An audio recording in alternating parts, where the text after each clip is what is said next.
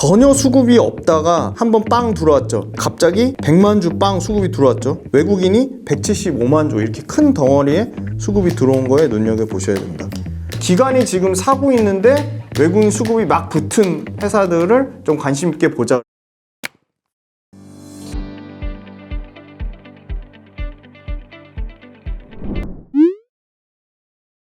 지금 반도체 소부장 업체들 전반적으로 리뷰 진행하고 있습니다. 그래서 이제 진짜 실적을 한번 볼 텐데요. 자, 첫 번째 가져온 종목은 HPSP입니다. HPSP 역성장이 없어요. 올해도 매출이 13% 정도 성장을 합니다. 그래서 1,500억대에서 1,800억, 2,300억 이렇게 커지는 흐름이고요. 영업이익 같은 경우는 올해 아마 한 900, 한 7, 80억, 내년에 1,200억, 25년에 1,700억. 예.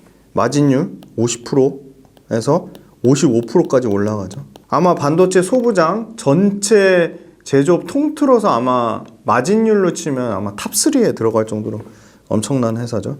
자, 리노공업도 마진율 보시면 41%에 상당히 좋죠. 올해 대략 한 매출이 20% 정도 줄어들 거로 예상하지만 내년과 내후년에 다시 회복이 되죠. 그래서 내년 매출이 중요한데 내년에 한 3천억 정도, 3,500억 이렇게 늘어나는 구조고, 이익은 대략 22% 줄 거라고 생각하는데 3분기 실적 상당히 선방했어요. 영업 마진율 43% 정도 나왔으니까 굉장히 선방했고, 내년과 내후년에 이익으로 치면 1,200억, 1,400억 이렇게 늘어나는 구조고요.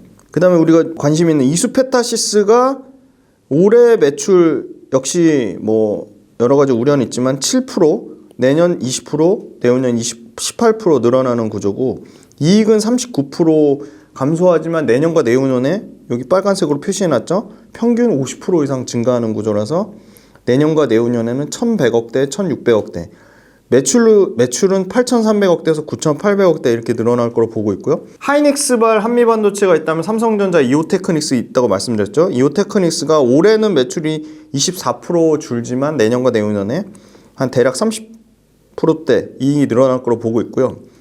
올해 영업이익 58% 줄지만 이 레이저 장비 쪽에 내년과 내후년에는 평균 180이니까 대략 평균 한 90% 정도 영업이익 늘어날 걸 보고 있어서 영업이익은 다시 내년에는 900억대, 내후년에는 한 1,400억대까지 회복이 될 거라고 보고 있어요. ISC.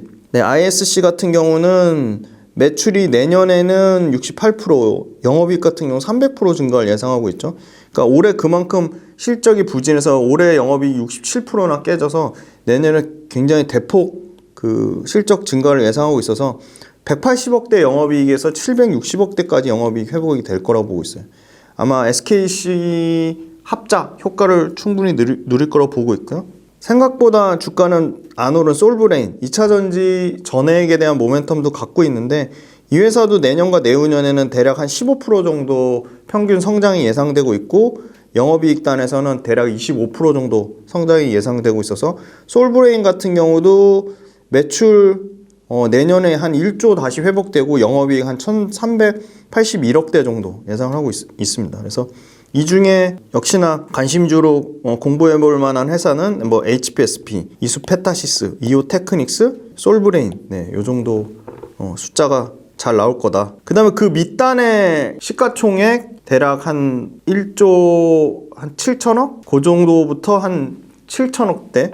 그 정도 시가총액대 보시면 주성 엔지니어링 매출이 내년에 특히 59%, 이익이 264% 늘어나서 내년에 상당히 한 4천억대 매출에 이익 한 1,100억대, 상당히 좋은 실적 증가를 예상하고 있고, 아까 그 후공정 오사트 업체 중에 하나마이크론이 내년에 매출 52%, 영업이 166%, 그래서 매출단에서는 1조 6천억대에 영업이 2,300억대를 예상하고 있고, 내후년에도 매출 38%에 영업이 38%, 예, 매출과 영업이 모두 35% 이상 증가해서 매출은 2조 2천억대에 영업이 3,300억대까지를 예상을 하고 있습니다. 그 다음에 아까 말씀드린 TCK가 사실 숫자는 그렇게 막 드라마틱하게 증가하진 않죠. 그런데 매출과 이익 모두 20%대 증가할 것으로 예상하고 있고, 영업이익 단에서도 30%대 증가할 것으로 예상하고 있어서 내년에는 한 매출 2,700억대, 영업이익 한 950억대 예상을 하고 있습니다.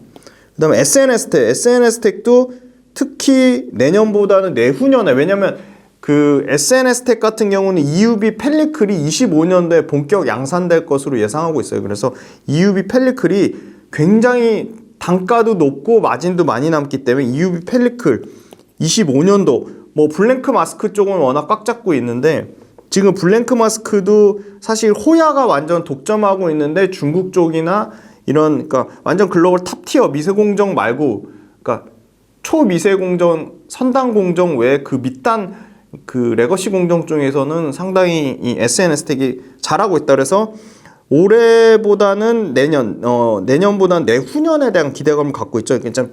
좀 장기 투자하기 좋은 SNS텍 같은 경우는 25년도에 매출 85%, 영업이익 같은 경우 93%로 예상을 하고 있죠. 그래서 아마 25년도에 연간 3천억대 매출에 영업이익 600억대 그림을 그리고 있고요. 유진테크는 한 번도 말씀 안 드렸는데 내년과 내후년에 모두 30% 이상의 매출 성장과 영업이익 단에서 특히 내년에 유진테크도 영업이익 성장이 굉장히 가파르네요. 그래서 내년에 680억대 영업이익에 매출은 3,500억대. 굉장히 숫자가 잘 찍히죠. 하나머티리얼즈 같은 경우는 올해 20% 매출 감소가 예상되지만 내년과 내후년에 평균적으로 30% 매출 성장 나오고 영업이익 단에서는 60% 이상 성장을 예상하고 있죠. 그래서 내년 기준으로는 약 3천억대 매출에 영업이익 단으로는 한 700억대 영업이익 예상을 하고 있고요.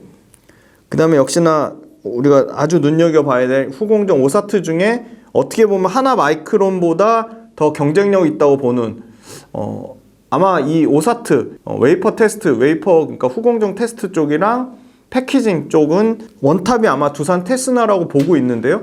네, 그래서 두산 테스나 같은 경우는 올해도 역성장 안 하죠. 28% 성장을 하고요. 내년과 내후년에도 꾸준히 대략 20% 정도 매출 성장 예상하고 있고 영업이익 단에서 올해도 역성장 안 하는 어떻게 보면 몇 안 되는 회사 중에 하나죠. SNS텍도 올해 역성장 안 하는 회사고요. 올해 역성장 안 하는 회사는 특히 SNS텍, 두산 테스나 앞단에는 역시나 HPSP. 네, 올해 역성장 안 하는 회사 HPSP, 이수페타시스. 그러니까 굉장히 이런 회사들이 차별화될 수밖에 없는 거죠.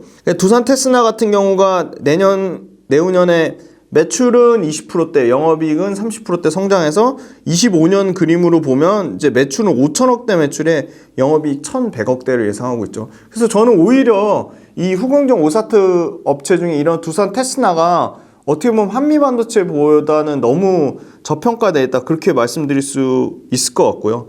그다음에 소모품 하는 회사들 상대적으로 비교가 많이 되죠. 이제 원익 QNC라는 회사도 있고 하나머티리얼즈라는 회사도 있고 이제 앞에 뒤쪽에 KC텍이라는 회사도 있죠. 원익 QNC도 보면 아무래도 방금 말씀드린 회사들보다 숫자는 좀 덜 찍히죠. 매출은 이 회사도 매출 역성장이 없네요. 올해 6% 성장하고 내년과 내후년 평균 15%. 그 다음에 내년과 내후년에 이익은 대략 20% 성장해서 내년은 아마 9,700억대 정도 매출에 영업이익 1,400억대 정도 찍힐 거라고 보고 있어요.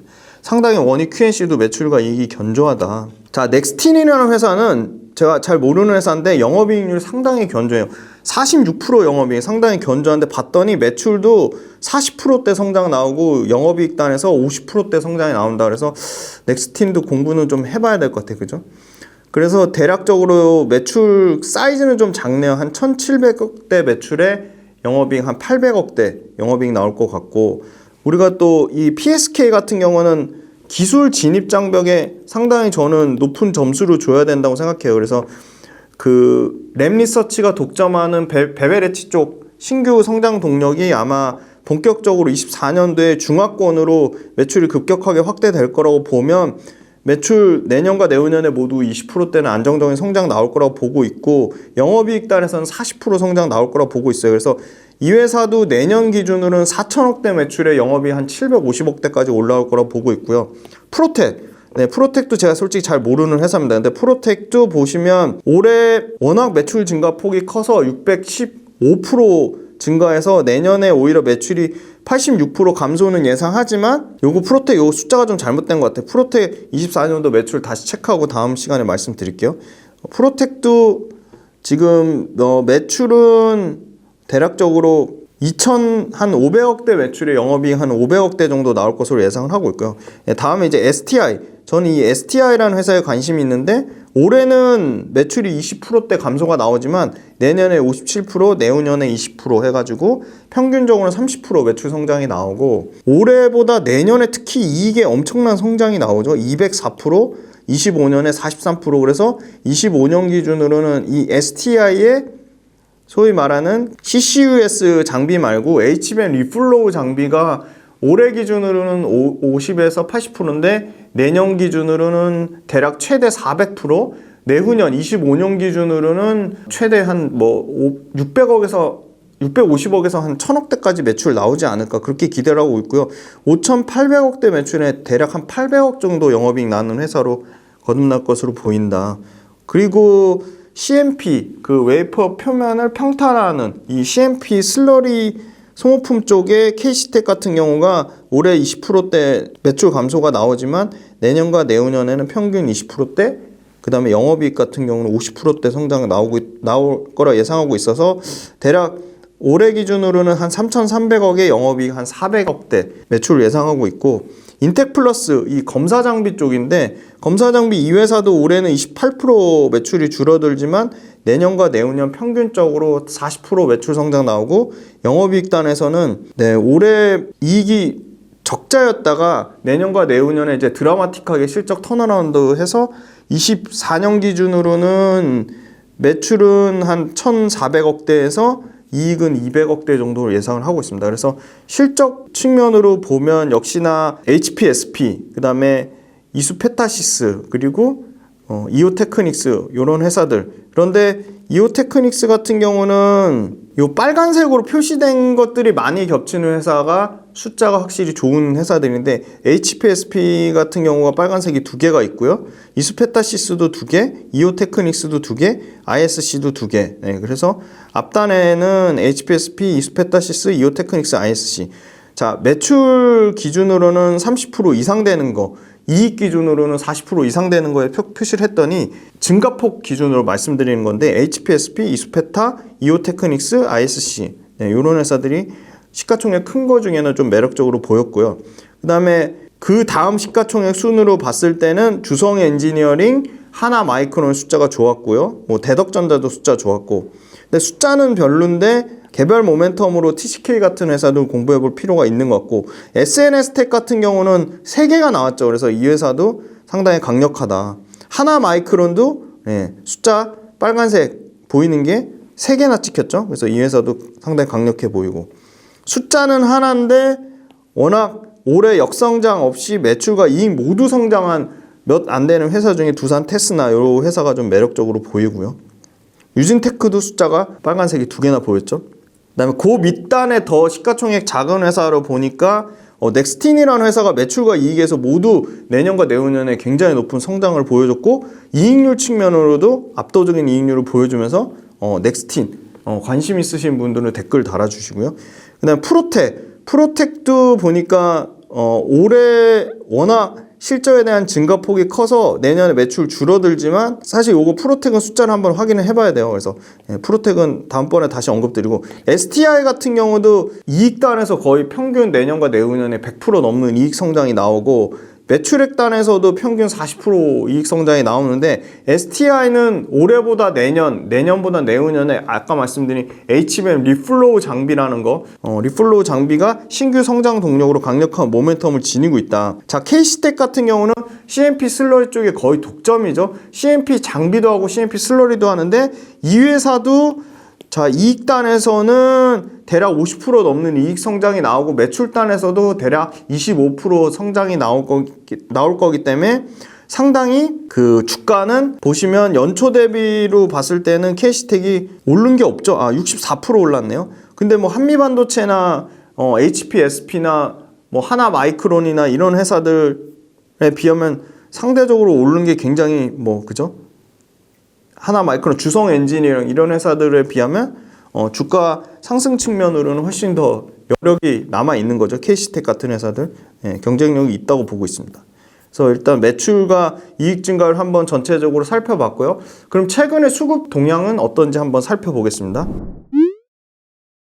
자, 먼저 삼성전자 같은 경우는 외국인하고 기관에서 동시 순매수가 들어오는데 어제 기준으로 외국인이 940만 주를 샀어요. 그죠? 그리고 최근에 기관이 대략 850만 주를 샀고요. 합치면 한 1800만 주를 샀죠. 수급 상황이 상당히 외국인 기관 모두 좋은 상황이고요.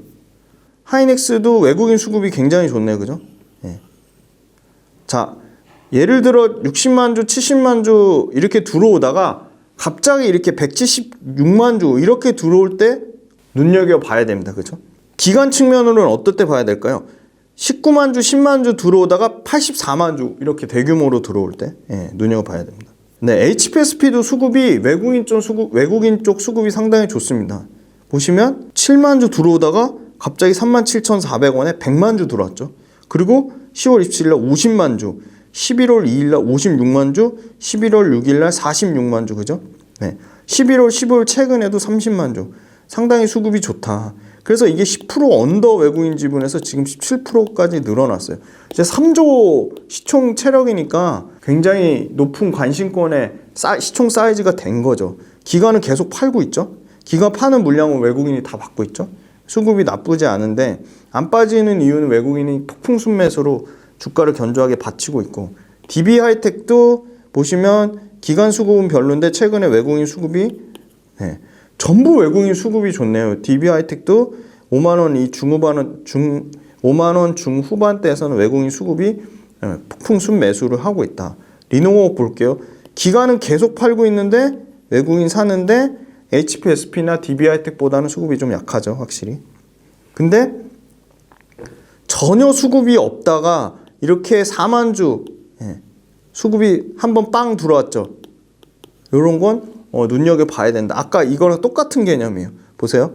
HPSP 갑자기 100만 주 빵 수급이 들어왔죠.